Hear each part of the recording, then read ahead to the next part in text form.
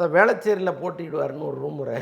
ஏன் Velachery? We for வெற்றி, we for Vijay அப்படிங்கிறதுனாலயா? இருக்கலாம், நமக்கு தெரியல. பட்டு அது வந்து ரூமராக தான் இருக்கும். எனக்கு தெரிந்து வேளச்சேரியில் போட்டியிடுவதுங்கிறது ஒரு ரிஸ்க்கான விஷயம். மக்கள் அதிருப்தியில் இருக்காங்கங்கிறது ஒரு பக்கம். ஏன்னா ஒவ்வொரு முறை மழை காலத்திலும் வேளச்சேரி மிதப்பதை நம்ம பார்க்குறோம். அது ஏரி பகுதி, வேறு வழி இல்லை. இவங்க போய் அங்கே அதை ரியல் எஸ்டேட்டாக மாற்றி இன்றைக்கி எவ்வளோ வளர்ச்சி திட்டங்களை அந்த பக்கம் கொண்டு வந்திருந்தாலும் கூட இந்த அடிப்படை பிரச்சனையான தண்ணீர் தேங்குதலை அவங்களால சரி பண்ணவே முடியல. எவ்வளோ மெனக்கறாங்க, முடியல. இப்படிப்பட்ட சூழ்நிலையில் விஜய் வந்து இந்த தொகுதியில் நின்று ஜெயிச்சிடறாருன்னு வைங்க. நாளைக்கு அதை சரி பண்ண முடியாமல் போயிடுச்சுன்னா, ஏன்னா எவ்வளோ டெக்னாலஜியை அவங்க பயன்படுத்திட்டாங்க.